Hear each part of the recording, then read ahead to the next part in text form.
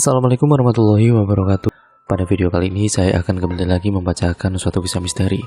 Yang kali ini teror tali pocong bekas pesugihan. Cerita pada kali ini ditulis oleh akun yang bernama N. Laila. Nantinya kalian juga bisa mengunjungi thread beliau secara langsung dan juga karya-karya beliau secara langsung ya teman-teman. Nah, untuk cerita kali ini bagaimana ceritanya? Kita langsung saja menuju ke ceritanya. Sebelumnya sediakan ataupun pakai earphone terbaik kalian agar kalian mendapatkan kualitas audio yang jauh lebih baik lagi dalam mendengarkan video kali ini. Dan siapkan camilan kalian serta posisi ternyaman kalian saat mendengarkan video kali ini karena videonya sedikit lumayan agak panjang. Yuk langsung saja kita menuju ke ceritanya. Perhatikan baik-baik karena ceritanya akan segera saya mulai.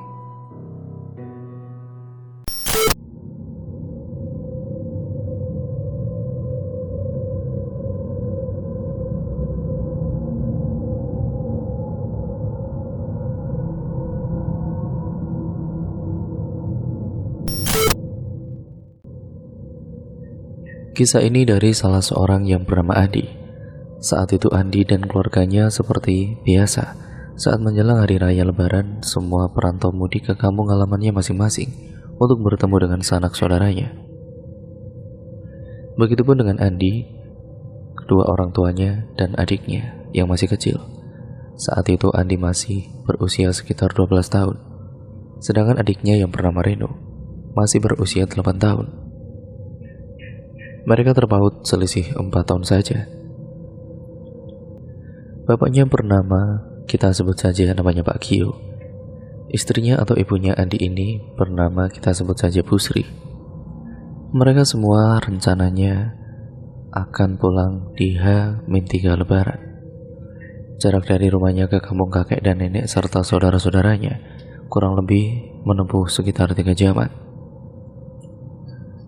Dan di mana di hari itu tiba, malamnya mereka mengemasi barang-barang yang akan dibawa untuk pulang kampung nantinya, serta beberapa oleh-oleh untuk saudara yang ada di kampung, karena mereka akan berangkat rencananya di pagi hari dari rumah, soalnya agar jalannya terang. Rumah mereka jika harus ke kampung kakek neneknya melewati kanan kirinya itu hutan. Jadi mereka memilih untuk lewat daerah situ pagi hari atau siang hari. Karena kalau malam hari takut rawan begal atau perampokan. Setelah semuanya sudah selesai mengemasi barang-barang bawaannya yang dimasukkan ke dalam tas atau bahkan kardus yang layaknya orang mudik pada umumnya, Adi dan keluarganya segera untuk beristirahat supaya tenaganya bisa terkumpul menempuh perjalanan yang lumayan jauh besok hari. Singkat ceritanya, esok paginya Andi dan keluarganya sekitar pukul 7 pagi mereka sudah siap-siap untuk sarapan atau bahkan mandi. Ibunya Bu Sri sudah mempersiapkan masakan untuk mereka sarapan sejak dari pagi. Setelah selesai sarapan dan juga mandi, mereka pun duduk-duduk santai sejenak dan mengecek barang-barang bawaannya. Sekitar pukul 9 pagi semuanya sudah beres. Mereka bersiap-siap untuk berangkat mudik. Bapaknya sudah menghidupkan mesin motornya sebelum berangkat. Mereka menggunakan 2 motor. Motor yang pertama dipakai oleh bapak dan Reno, sedangkan motor kedua dipakai oleh ibu dan Andi. Saat itu Andi belum bisa membawa motor, jadi ibu bapaknya lah yang mengemudikannya. Di perjalanan mereka berjalan tidak terlalu cepat dan tidak terlalu lambat, ya sedang-sedang saja, karena ibu tidak mau mengendari motornya terlalu cepat. Sekitar 3 jam kemudian akhirnya mereka sampai di rumahnya kakek nenek yang ada di kampung. Kampung asri dan adem, bahkan para tetangga-tetangganya ramah-ramah. Sesamanya di rumah kakek nenek mereka saling bersalaman karena sudah lama tidak bertemu. Istilahnya temu kangen lah. Rumahnya kakek nenek terbilang berada di pelosok karena lokasinya yang cukup jauh dari kota. Bahkan warga sekitar saja untuk membeli bahan-bahan makanan harus ke kota menggunakan mobil pick up.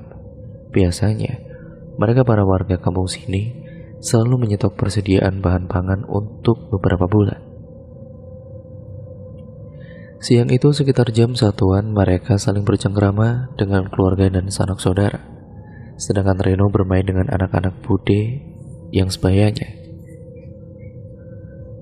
Andi yang pada kala itu bingung harus ngapain. Akhirnya dia berkeliling-keliling kampung untuk mengenali daerah sekitar.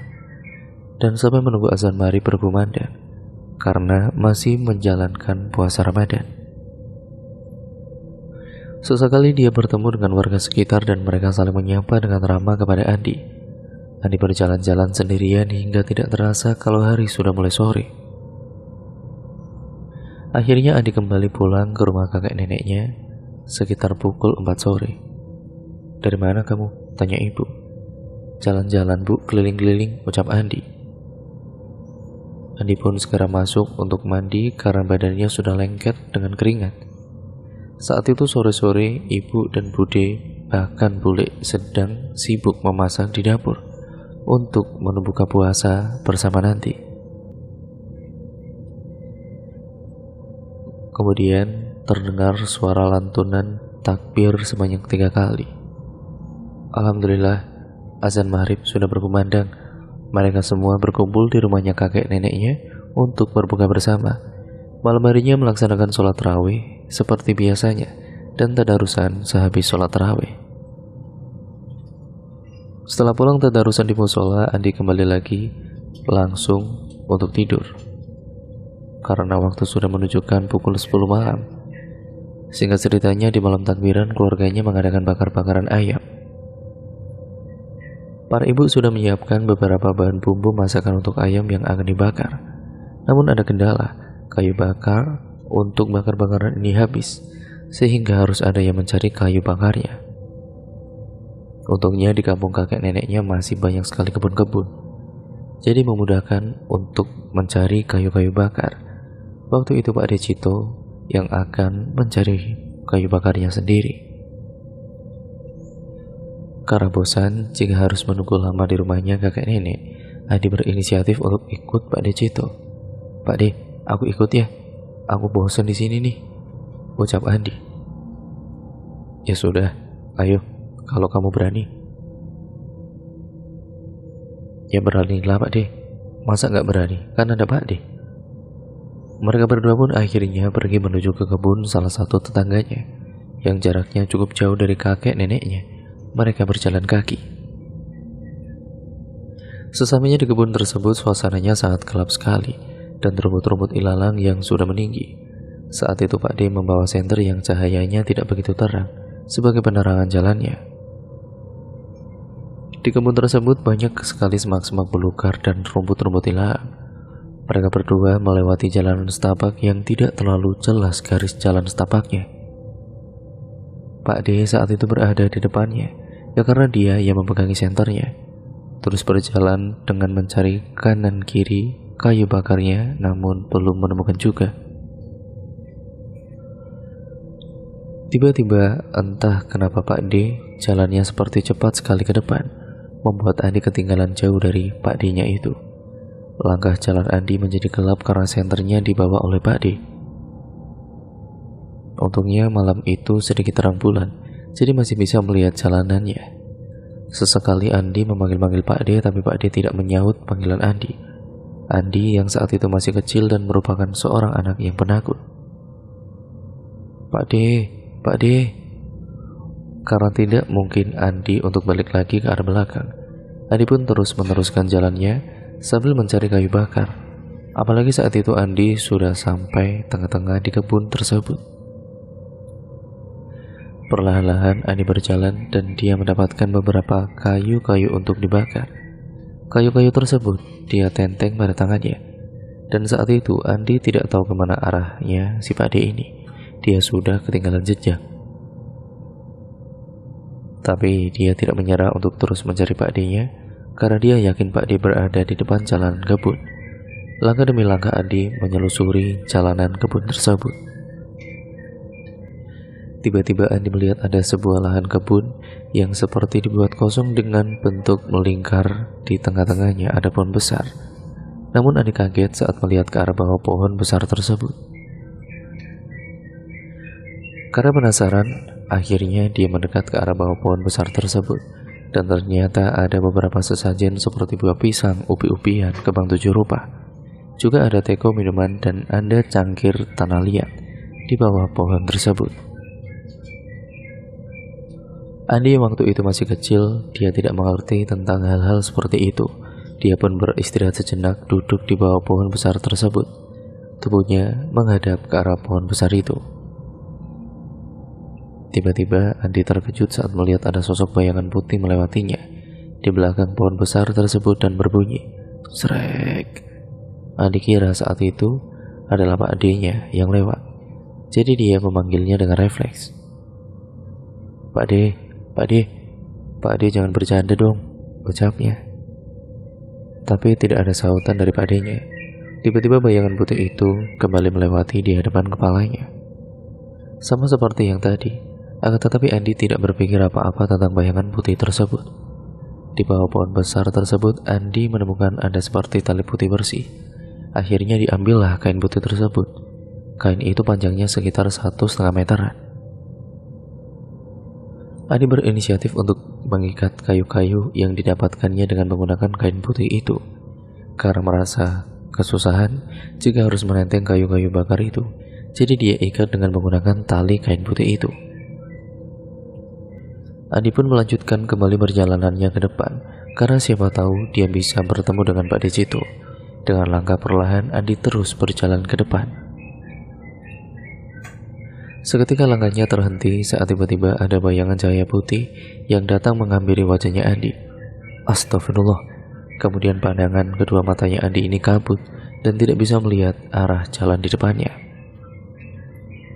Benar-benar gelap saat Andi mengucekkan kedua matanya.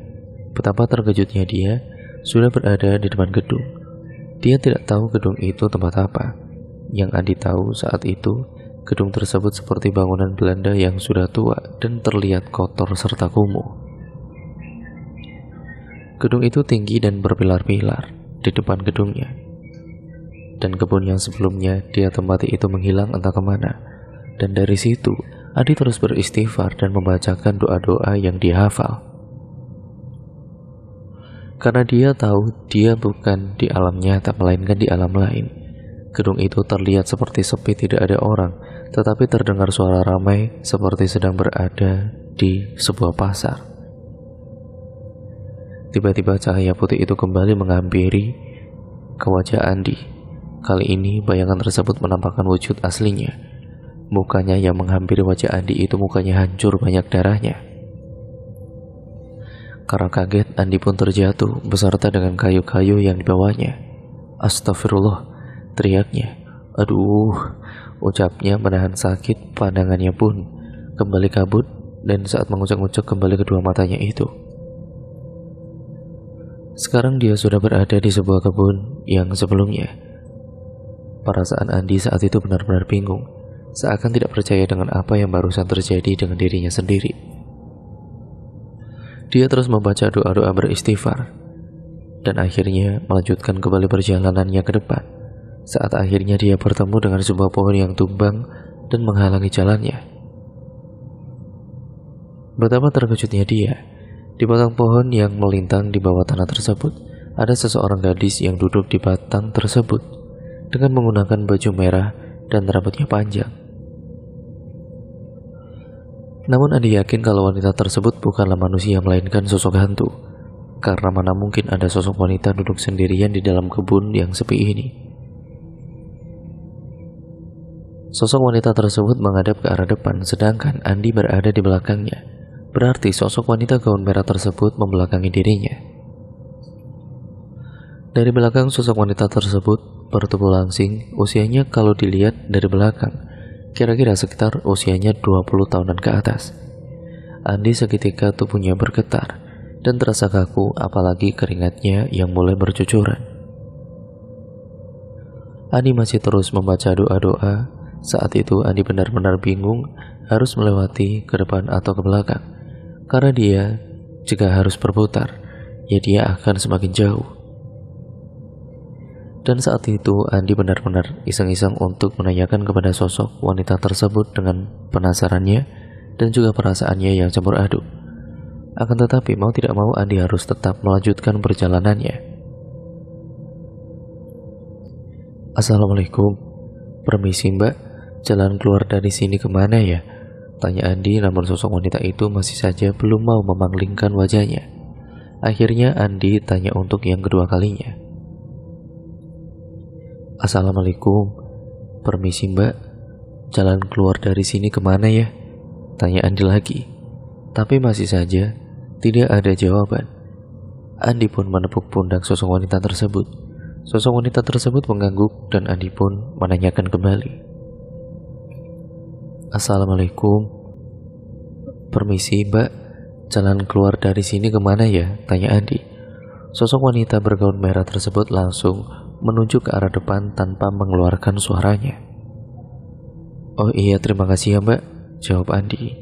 Karena Andi penasaran dengan benar-benar sangat campur aduk dan ingin tahu seperti apa wajahnya sosok wanita tersebut, Andi pun menengok ke arahnya dengan perlahan-lahan. "Astagfirullah," teriak Andi dengan berlari dengan sekencang-kencangnya. Saat melihat wajah sosok wanita tersebut yang hancur, matanya melotot dan banyak darah yang mengalir dari wajahnya. Saat Andi berlari dengan kencangnya, rasanya seperti tidak sampai-sampai dan seperti lambat larinya, padahal sudah dengan sekuat tenaganya.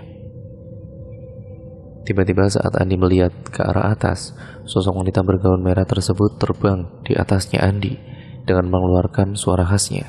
Bisa dibilang sosok wanita tersebut adalah kuntilanak merah.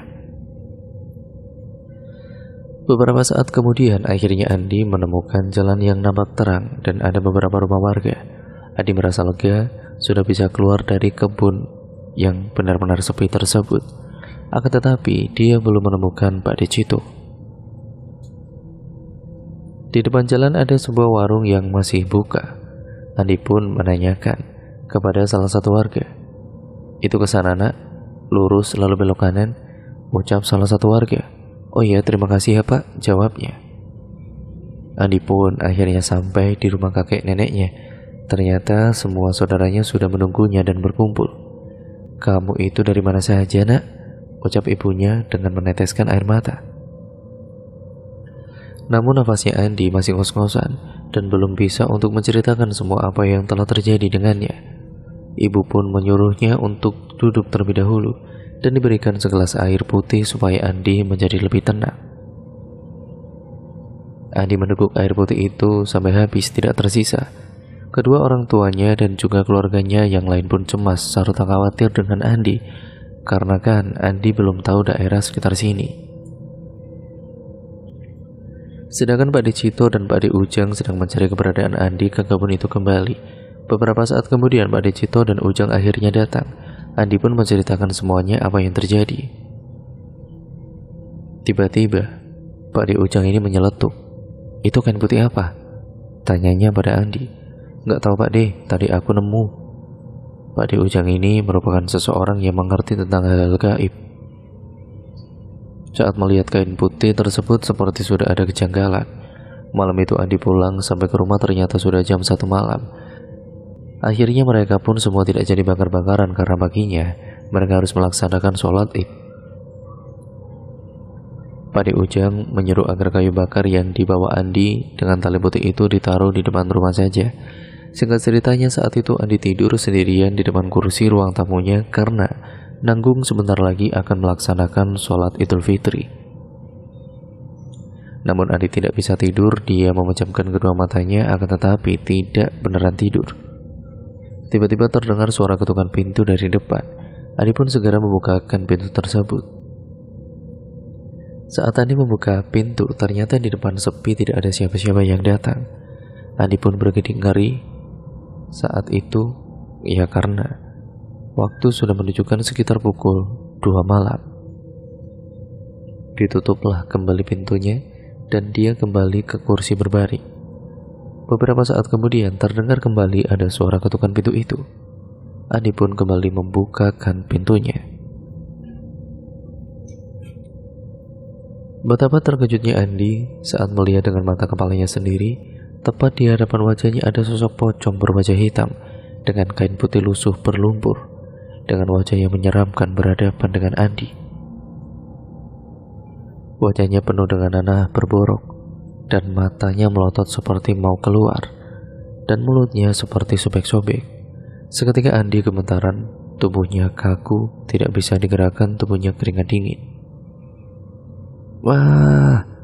Andi berteriak kencang hingga Pak De Cito dan Pak De Ujang pun dan beberapa orang di rumahnya itu terbangun.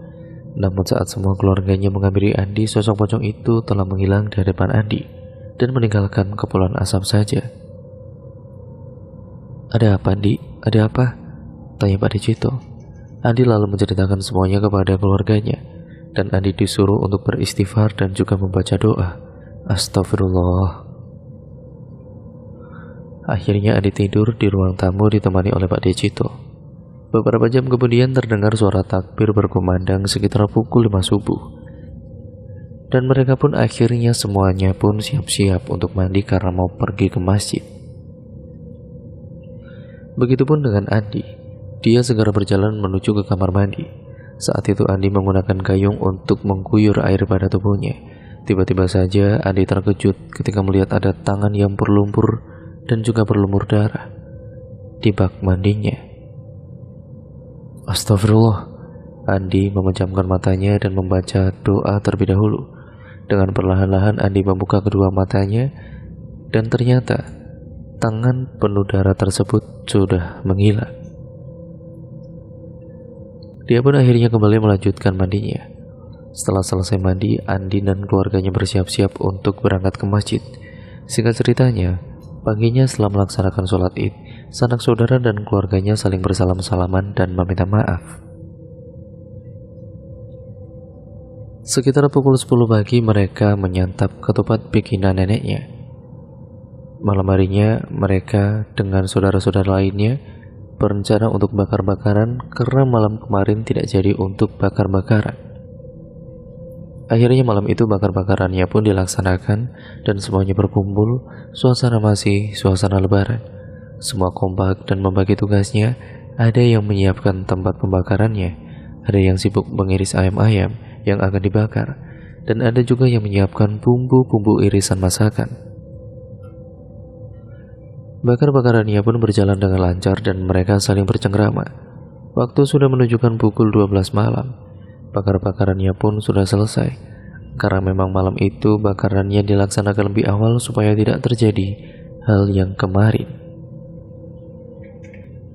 Semuanya masuk ke dalam untuk beristirahat, begitu juga dengan Andi. Dia tidur di kamar dan saat itu juga pada saat Andi tidur, Andi bermimpi buruk. Di dalam mimpinya, Andi seperti sedang berada di tempat yang sangat gelap gulita dan hanya ada penerangan dari arah depannya saja. Ada sosok kakek tua dengan menggunakan tongkat dan berpakaian jubah hitam menghadap membelakangi tubuh Andi yang berada di belakangnya. Sosok kakek tua tersebut mengatakan sesuatu kepada Andi. Kembalikan ke tempat semula, jangan sampai dibawa pulang, ucap kakek tua tersebut, dan tiba-tiba sosok kakek tua tersebut pergi menghilang dengan perlahan-lahan. Seketika Andi terbangun dan tubuhnya dia itu pun penuh dengan keringat yang membasahinya. Apa maksud dari mimpi tersebut? Dan apa yang harus aku kembalikan? Ucap Andi dalam hati. Akan tetapi, karena Andi tidak tahu apa yang harus dikembalikan, akhirnya dia membuang jauh pikirannya yang ada dalam mimpinya tadi malam. Saat Andi bangun ternyata sudah sekitar pukul 5 subuh. Akhirnya Andi bangun untuk melaksanakan sholat subuh. Sebelumnya Andi pergi ke kamar mandi terlebih dahulu untuk buang air kecil serta wudhu. Paginya, Andi, kedua orang tuanya, dan adiknya bersiap-siap untuk pulang ke kota. Mereka pulang sekitar pukul 9 pagi seperti biasanya. Sebelum pulang mereka berpamitan terlebih dahulu kepada kakek dan nenek serta saudara-saudara yang lain. Setelah semuanya siap, mereka segera untuk pulang dengan menggunakan sepeda motornya.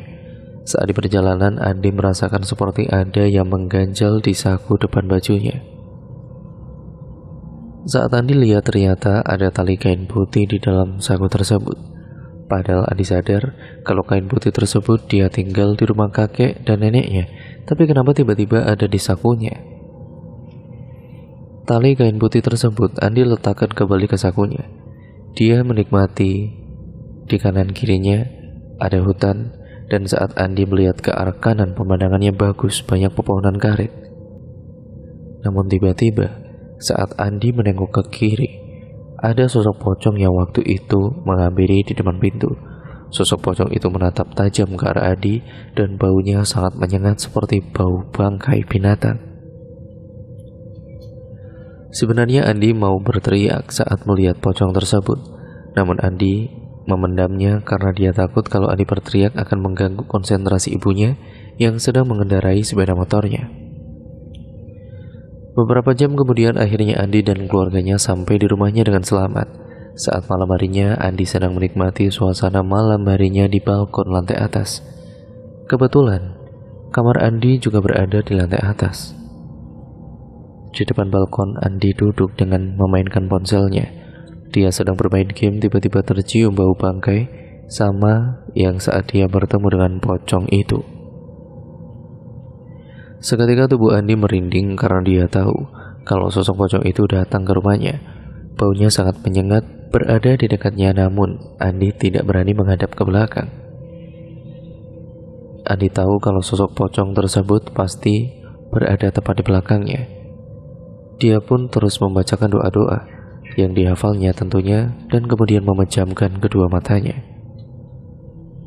Aroma bau bangkai itu pun dengan perlahan-lahan tiba-tiba menghilang, entah kemana perginya. Akhirnya Andi pun memberanikan dirinya untuk membalikan wajahnya menghadap ke arah belakang. Ternyata sosok pocong tersebut sudah tidak ada, namun hanya ada sebuah kepulan asap. Andi menutup kembali pintu balkonnya dan kembali lagi ke kamarnya. Saat kembali ke kamarnya, dia langsung menutup dan mengunci rapat kamarnya. Andi pun membaringkan tubuhnya di kasur karena lelah tadi pagi sudah menempuh perjalanan yang cukup jauh. Ketika membaringkan tubuhnya di kasur dan memejamkan kedua matanya, Andi mencium kembali bau bangkai yang sama dan menyeruak hidungnya. Namun saat Andi membuka matanya kembali, ternyata tidak ada siapa-siapa di situ. Andi pun akhirnya terlelap tidur di tengah malam. Sekitar pukul 12 malam, dia merasa ingin buang air kecil. Andi pun terbangun dari kasurnya dan pergi menuju ke lantai bawah. Karena letak kamar mandinya ini berada di lantai bawah, jadi Andi harus menuruni anak tangga rumahnya. Saat Andi sedang berada di kamar mandi, dia merasa seperti ada yang mengawasinya dari belakang. Tubuhnya pun merinding seketika. Andi perlahan-lahan menghadap ke arah belakang, dan ternyata ada sosok pocong yang berdiri tepat di belakangnya Andi. Untungnya Andi sudah selesai buang air kecilnya. Baunya sangat menyeruak di hidungnya, hingga dia menutupi hidungnya karena tidak kuat dengan baunya itu.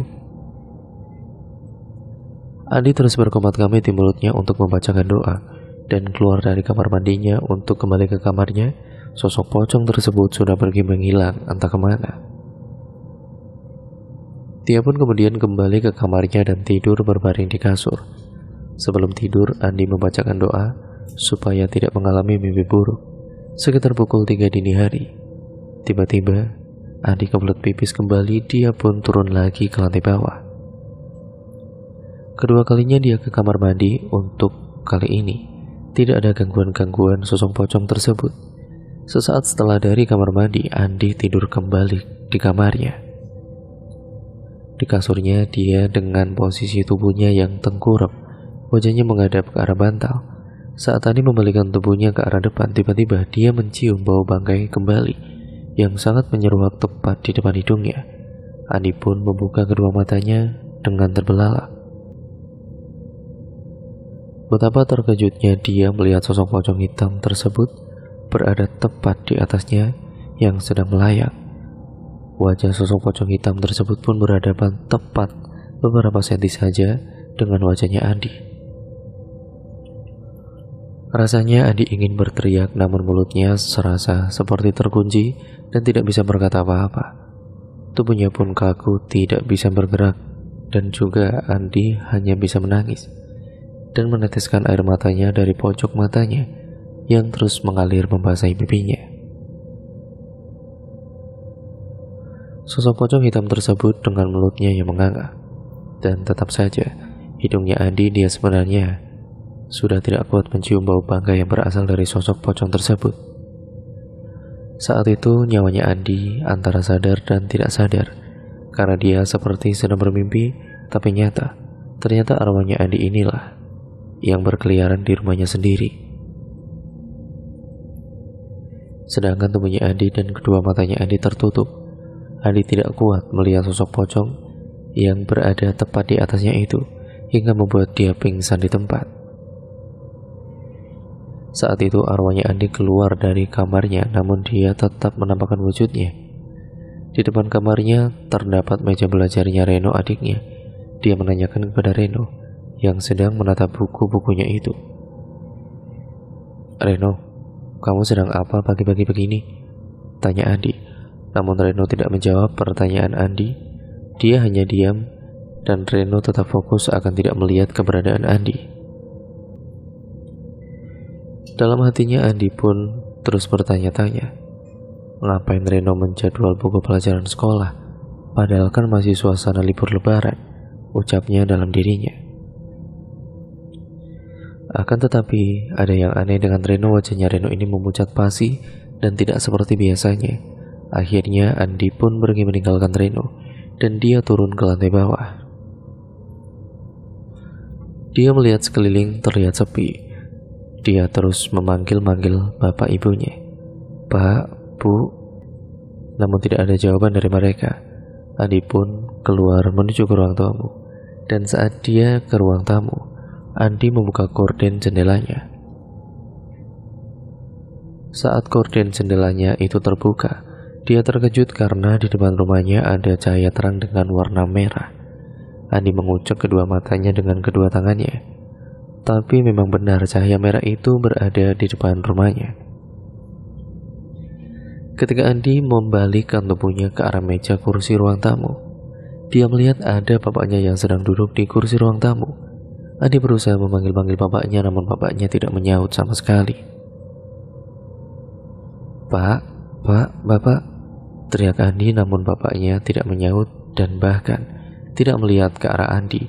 Seketika Andi tersadar dari tidurnya. Dia terbangun dan sosok pocong hitam itu pun sudah tidak ada. Dia mencoba keluar dari kamarnya dan pergi ke ruang tamu. Dengan menuruni anak tangga, dengan perlahan-lahan Andi menuju ke bawah. Dia melihat ada kedua orang tuanya dan adiknya sedang membacakan surat Yasin di bawah. Kedua orang tuanya terkejut melihat Andi sudah tersadar. "Andi, kamu sudah bangun?" tanya kedua orang tuanya. Ibunya menangis dan langsung memeluk Andi dengan erat. Saat melihat ke arah jam dinding, ternyata sudah pukul 10 pagi. "Memangnya aku kenapa, Pak, Bu?" "Kamu dari tadi pagi itu ya, Ibu Bapak bangunkan tidak bangun-bangun dan tidak mendengar," ucap ibu. "Makanya Ibu Bapak bacakan kamu surat Yasin. Tubuhmu saat itu terasa kaku." Ternyata Andi mengalami mati suri. Untungnya dia bisa kembali bangun. "Andi, coba kamu ceritakan sama bapak dan ibu. Kalau ada apa-apa itu bilang, biar kita bisa cari solusi buat kamu." Akhirnya Andi menceritakan semuanya kepada orang tuanya secara detail tanpa ada yang terlewatkan sedikit pun.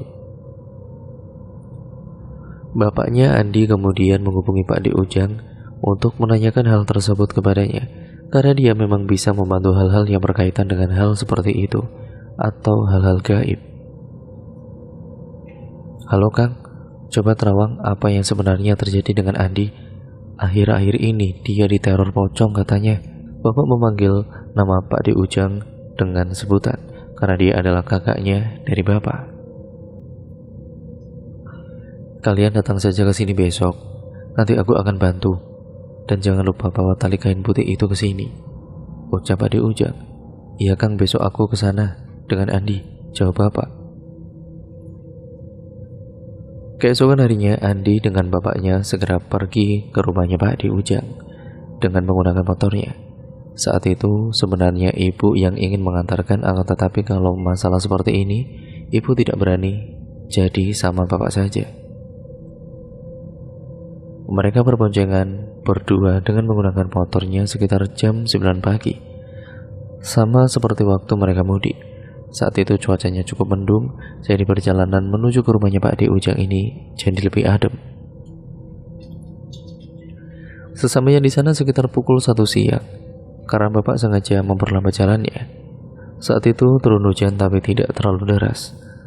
Pak Gio dan Andi pun sejenak melipir di toko yang tertutup untuk memakai jas hujan terlebih dahulu. Jadi mereka sampai di sana agak terlambat. Tapi ya tidak masalah, soalnya kan tidak terlalu ada keburu-buruan. Sesampainya di rumah Pak D Ujang, Pak Gio dan Andi pun dipersilahkan duduk di ruang tamu.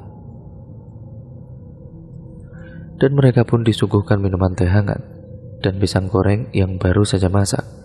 Di sana masih hujan gerimis rintik-rintik membuat Pak Gio dan Andi menikmati teh hangat dan pisang gorengnya itu. Di sela-sela menikmati suguhan dari Pak D dan Bu D, mereka saling bercengkerama. Pak D pun meminta Andi untuk menceritakan semuanya tentang apa yang dialami oleh dirinya sejak awal. Ceritakan semuanya, kenapa kamu bisa sampai di sini, dan juga kamu bisa sampai begitu, ucap Pak D Ujang. Jadi kejadian itu saat aku ke kebun dengan Pak D Cito, saat mencari kayu bakar, aku mengambil tali kain putih itu, Pak D, ucap Andi dengan menyerahkan kain putih itu dari sakunya Andi. Pak D sepertinya sudah tahu, bahkan dia juga tahu kalau kain putih tersebut ada 2. Ambil kain putih satunya lagi yang masih terikat pada kayu bakar yang masih ada di depan rumah, pinta Pak D Ujang. Akhirnya Andi pun segera untuk mengambil kain putih yang terikat di kayu bakar. Kayu-kayu dan ikatan tali itu pun akhirnya sengaja Pak D simpan di depan rumahnya, karena saat itu Pak D merasa ada yang aneh dengan kain putih tersebut. Setelah selesai mengambil tali kain putih itu, Andi berikan pada Pak D. Ini Pak D talinya, ucap Andi. Kamu sebenarnya sudah dapat bisikan kan untuk tidak membawa sesuatu pulang ke rumah dan untuk segera mengembalikan, ucap Pak D. Pak D ternyata tahu semua apa yang ada di dalam mimpinya Andi. Andi pun mengingat-ingat kembali dan akhirnya dia ingat. Iya Pak D, tapi Andi tidak tahu apa yang harus Andi kembalikan, ucap Andi. Ya kain putih ini yang harus kamu kembalikan ke tempat asalnya. Kamu juga sudah membawa kain putih ini pulang ke rumah ini. Ada sobekannya, tambahnya. Tapi Pak D, aku tidak merobek kain itu kok. Tiba-tiba saja kain putih itu berada di saku bajuku. Terus memangnya kain putih itu apa Pak D? Tanya Andi. Kain putih ini adalah tali pocong, ucap Pak D. Andi dan juga Pak Gio pun terkejut mendengar apa yang dikatakan oleh Pak D-nya. Astagfirullah, ucap Andi dan Pak Gio. Penunggu tempat itu dan pemilik tali pocong ini marah sama kamu, makanya pocong itu terus meneror kamu, ucapnya. Kalau gitu kita kembalikan saja sekarang Pak D. Tidak bisa, kita harus mengembalikan tali pocong ini nanti malam, jawab Pak D. Akhirnya mereka semua mempersiapkan diri untuk nanti malam mendatangi tempat itu. Mereka berencana datang ke kebun itu nanti malam sekitar pukul 10 malam. Pak D juga sudah memanggil Pak D Cito dan juga Om Jafar, omnya Andi, untuk ikut datang ke kebun tersebut. Sekitar pukul 7 malam mereka makan malam bersama terlebih dahulu di rumahnya Pak D Ujang. Setelah selesai makan malam, mereka semua bercengkerama terlebih dahulu untuk membicarakan tentang nanti proses mengembalikan tali pocong itu. Singkat ceritanya sekitar pukul 10 malam, Pak D Ujang, Pak D Cito, Om Jafar, Pak Gio, dan Andi segera berangkat ke kebun tersebut. Saat itu Andi dipegangi oleh Om Jafar dan juga Bapak. Mereka berjalan perlahan-lahan menuju ke dalam kebun yang penuh dengan semak belukar. Mereka semua berjalan dengan menggunakan penerangan senter. Langkah demi langkah mereka berjalan. Yang berada di barisan paling depan itu adalah Pak D Ujang dan Pak D Cito, sedangkan Om Jafar, Pak Gio, dan Andi berada di belakang mereka. Karena Pak D tidak mengerti jalan yang saat itu Andi berada di pohon besar, akhirnya mereka bergantian. Sekarang Andi, Om Jafar dan Pak Gio yang berada di depan. Andi sebagai penunjuk tempat itu. Setelah beberapa menit kemudian, akhirnya mereka semua sampai pada tempat pohon besar tersebut. Di bawah pohon besar itu masih terdapat beberapa sesajen yang sama seperti waktu itu Andi lihat, yaitu sesajen kembang 7 rupa, ubi-ubian, buah pisang, dan teko minuman serta cangkir. Namun semuanya itu sudah layu, karena memang sudah beberapa hari Andi tidak ke sini. Di sini Pak D, aku ambil tali pocong itu, ucap Andi. Kalian mundur, jangan mendekat, pinta Pak D Ujang. Keempat orang tua itu pun mundur ke belakang, dan Pak D Ujang mendekat ke arah pohon besar itu, kemudian duduk bersila di bawahnya. Pak D Ujang saat itu mulutnya berkemat-kamit merapalkan mantra yang mereka pun tidak tahu apa isi bacaannya. Dengan memejamkan matanya, Pak D Ujang tiba-tiba saja angin kencang melewati di depan pohon besar tersebut. Bahkan ada sekelebat bayangan putih lewat. Tiba-tiba saja seperti bicara dengan sosok yang ada di pohon besar itu. Sosok itu adalah sosok pocong hitam yang berdiri di depan pohon itu dengan wajah yang menyeramkan. Namun saat itu hanya Pak D Ujang dan Andi saja yang bisa melihat sosok pocong tersebut. Apa mau kamu? Kenapa ganggu keponakan saya? Tanya Pak D Ujang. Kembalikan kain putih itu, ucap sosok tersebut. Lalu Pak D Ujang meletakkan tali pocong itu, semuanya diletakkan di tempatnya semula. Itu sudah saya kembalikan, jangan ganggu keponakan saya lagi, ucap Pak D. Namun sosok pocong itu tidak menerimanya dan masih marah. Dia meminta syarat karena tali pocongnya telah putus dan robek. Syaratnya adalah Andi harus mencari kembang 7 rupa dan nanti dibuat mandi oleh Andi di tempat itu. Baik, kita akan terima syaratnya, ucap Pak D Ujang. Setelah selesai berbicara dengan sosok pocong tersebut, kemudian dia menghilang dengan meninggalkan kepulan asap. Pak D Ujang kemudian memberitahu kepada Andi dan Pak Gio, anakmu ini disuruh untuk mencari kembang 7 rupa dan besok malam kita diminta untuk datang lagi ke sini. Akhirnya mereka semua pun bergegas pulang dari kebun itu. Namun saat mereka memutar badannya untuk balik ke rumah di tengah perjalanan, tiba-tiba mereka semua dicegat oleh sosok pocong dengan wajah yang menyeramkan itu dengan bau busuk yang menyengat. Sontak langkah mereka semua seketika terhenti. Sosok pocong itu seperti masih belum terima dengan Andi. Lalu Pak D Ujanglah yang mengatasi ini semua. Tenang, kalian mundur dulu, ucap Pak D Ujang. Dia berhadapan langsung dengan sosok pocong hitam itu dengan wajah yang menyeramkan.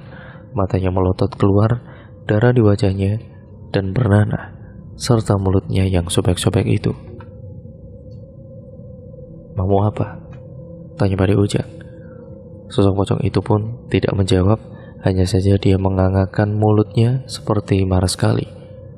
Pak D langsung membaca doa-doa untuk mengusir sosok pocong hitam tersebut. Dan beberapa saat kemudian, sosok pocong itu pun menghilang dan meninggalkan kepulan asap. Sudah, ayo jalan lagi, pinta Pak D Ujang. Mereka semua masih merinding saat melihat sosok pocong tepat berada di depan matanya. Tubuhnya masih terasa gemetaran, bahkan keringat dingin pun bermunculan. Singkat cerita, keesokan paginya Andi diantar oleh Pak D Ujang untuk mencari kembang 7 rupa, karena dia yang tahu kembang apa yang dibutuhkan. Untungnya di kampungnya kakek neneknya Andi ini masih banyak orang yang berjualan kembang-kembang 7 rupa. Jadi Andi tidak terlalu susah untuk mencari macam-macam kembang 7 rupa tersebut. Andi dan Pak D-nya ini menggunakan motor menuju ke pasar, jaraknya lumayan jauh. Sekitar 20 menitan mereka ke pasar. Sesamanya di pasar, Pak D Ujang dan Andi pun langsung mencari penjual kembang 7 rupa itu. Setelah berputar-putar mencari ke sana kemari, akhirnya mereka menemukan penjual kembang 7 rupa itu. Bu, beli kembang 7 rupanya, Bu, ucap Pak D Ujang. Kembang-kembang 7 rupa itu masih terlihat segar-segar. Ya, setelah selesai membeli dan membayar, mereka langsung pulang ke rumah.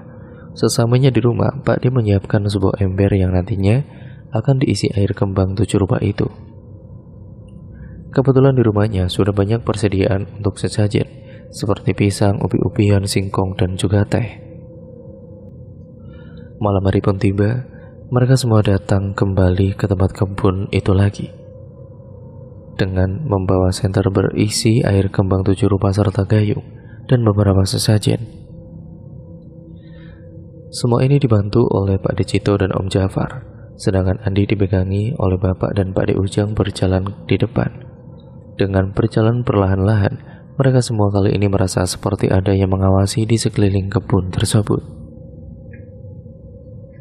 Akhirnya, semuanya pun berdoa dengan khusyuk dengan terus berjalan. Untungnya tidak terjadi apa-apa, atau bahkan tidak ada sosok-sosok menampakkan wujudnya di hadapan mereka. Beberapa saat kemudian, akhirnya mereka pun tiba di tempat pohon besar itu. Sesamanya di depan pohon besar itu, Pak D Ujang langsung melakukan ritual terlebih dahulu untuk mengundang sosok penunggu pohon tersebut agar menjadi saksi ritual yang akan dilakukan Andi. Pak D Ujang duduk bersila dengan merapalkan mantranya dengan mulut yang berkomat kamit. Tiba-tiba hembusan angin kencang datang, dan ada seperti bayangan putih bercahaya datang ke pohon besar itu. Ternyata sosok pocong yang biasanya datang dan berdiri di depan pohon besar itu. Andi pun didudukan di tanah dengan bajunya dilepaskan, lalu perlahan-lahan Pak D Ujang ini menyiramkan air kembang 7 rupa itu dengan terus merapalkan mantranya.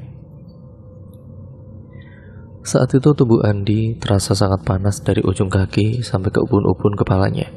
Kemudian dari atas kepalanya seperti mengeluarkan sebuah kepulan asap tebal. Wah, panas Pak D, panas, rintih Andi.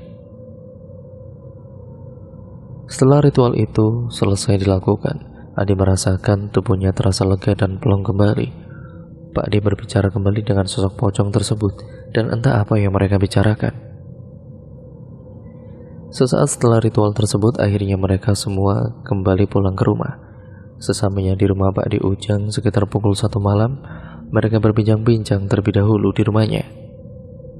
Kata Pak D Ujang, tempat itu biasanya dipakai sebagai tempat pesugihan oleh orang-orang di desa lainnya yang berdatangan ke kebun itu, karena pohon besar di tengah-tengah kebun itu dipercaya sebagai tempat pesugihan penglaris dagangan. Pak D juga baru tahu kalau kebun itu dijadikan sebagai tempat ritual pesugihan. Dia mengetahui hal itu dari sosok pocong hitam itu saat Pak D Ujang berbicara dengannya, yaitu sosok pocong hitam dengan muka yang hancur tersebut. Dan ternyata selama ini Andi sudah diincar oleh sosok penunggu pohon tersebut. Andi akan dijadikan tumbal. Makanya pada saat itu dia dibawa ke alam lain. Akan tetapi untungnya Andi saat itu selalu mengingat Allah Subhanahu wa Ta'ala dan terus membaca doa-doa. Jadi Andi susah untuk dijadikan tumbal. Bahkan kata Pak D, saat orang tuanya membacakan surat Yasin, Andi sudah dibawa oleh sosok itu ke alam lain sehingga dia mati suri. Untungnya Pak Gio dan Bu Sri saat itu segera membacakan doa untuk Andi. Kalau tidak, dia bisa saja hilang nyawanya. Tempat itu dijadikan tempat pesugihan tali pocong sebagai penglaris dagangan orang yang melakukan perjanjian dengan penunggu pohon besar itu. Pak D juga sudah tahu siapa saja orang yang melakukan pesugihan tali pocong itu. Orangnya termasuk tetangga desanya yang berjualan bakso. Memang selama ini usaha warung baksonya itu selalu ramai. Ya bahkan dari berbagai desa lain yang datang ke warung baksonya itu. Malam itu juga Pak D Ujang menyiapkan air putih untuk Andi yang sudah dibacakan mantra. Katanya sih untuk menyangkal sosok pocong hitam itu agar tidak mengganggu Andi lagi. Minumlah nak, sisihkan sedikit untuk cuci muka kamu, ucap Pak D Ujang. Air putih itu pun berada di dalam gelas yang dicampur dengan kembang 7 rupa. Sebenarnya Andi enggan untuk meminum air kembang 7 rupa itu. Tapi Andi dengan terpaksa harus meneguknya karena demi dirinya sendiri. Ayo nak, minum, jangan ragu, ucap bapaknya Andi. Dengan menutupi hidungnya dengan tangannya, Andi akhirnya meneguk segelas air putih kembang 7 rupa itu. dan Andi pun menyisakan sedikit air putih itu untuk dia cuci muka. Setelah selesai meneguk air putih itu, Andi pun mencuci mukanya dengan sisa air putih kembang 7 rupa tersebut. Singkat ceritanya, keesokan paginya Andi dan Pak Gio berpamitan untuk pulang ke kota. Andi juga benar-benar sangat berterima kasih kepada Pak De Ujang yang sudah mau membantu Andi. Pak De, terima kasih ya Pak De, sudah mau bantu Andi. Andi sama Bapak pulang dulu. Begitulah ucap Andi. Dan sekitar pukul 9 pagi, mereka berdua pulang lagi ke kota dengan menggunakan sepeda motornya. Di perjalanan pun Andi sudah tidak diganggu oleh sosok pocong hitam itu lagi. Sesamanya di rumah, Andi beristirahat dan setiap harinya Pak De Ujang selalu menanyakan kabarnya Andi. Andi gimana, masih diganggu nggak? Tanya Pak De Ujang. Alhamdulillah sudah enggak kok Pak De, jawab Andi. Akhirnya beberapa hari setelah kejadian itu, sekarang Andi sudah tidak diganggu lagi oleh sosok pocong hitam menyeramkan tersebut. Tapi seminggu setelah dilakukan ritual oleh Pak De Ujang, di kamarnya tiba-tiba saja terkadang Andi masih mencium bau bangkai itu, tapi tidak sampai menampakkan wujudnya lagi. Setiap bau bangkai yang dikenal Andi itu datang kembali, dia selalu membaca doa, dan tiba-tiba saja setelah membaca doa, bau bangkai tersebut hilang seketika. Andi juga sempat diruqyah. Dia dibawa oleh kedua orang tuanya ke Pak Kiai ataupun ke orang pintar untuk meruqyah tubuhnya Andi. Dan ternyata tubuhnya Andi ini ditempeli oleh sosok kuntilanak merah yang waktu itu berada di tengah kebun. Sosok kuntilanak merah itu ternyata menyukai tubuhnya Andi. Pantesan saja Andi lebih sering teriak-teriak sendiri dan kadang ketawa-ketawa sendiri. Tetapi setelah diruqyah oleh Pak Kiai, alhamdulillah sekarang Andi sudah normal kembali dan tidak ada lagi gangguan-gangguan yang mengganggu Andi. Bahkan sekarang dia lebih rajin beribadah sholat 5 waktu, bahkan sholat sunnah pun terkadang dia lakukan. Andi juga lebih sering membaca Al-Quran. Dari kejadian ini, semoga kita semuanya bisa mengambil hal positif dan buang hal negatifnya. Dan akhirnya cerita pun selesai sampai di sini ya teman-teman. Terima kasih untuk kalian semua yang sudah menyimak dan memperhatikan ataupun mendengarkan cerita pada kali ini. Terima kasih, semoga kalian bisa mengambil hikmah dan pembelajarannya apapun yang terkandung di dalamnya. Jangan lupa like, comment, dan share, serta subscribe untuk kalian yang belum. Dan terima kasih atas dukungan kalian selama ini. Oh ya, jangan lupa nyalakan tombol lonceng notifikasinya agar kalian tidak ketinggalan video terbaru selanjutnya dari channel ini. Kurang lebihnya mohon maaf ya teman-teman. Sekian dan terima kasih, sampai berjumpa di cerita yang selanjutnya dan video terbaru selanjutnya tentunya. Wassalamualaikum warahmatullahi wabarakatuh.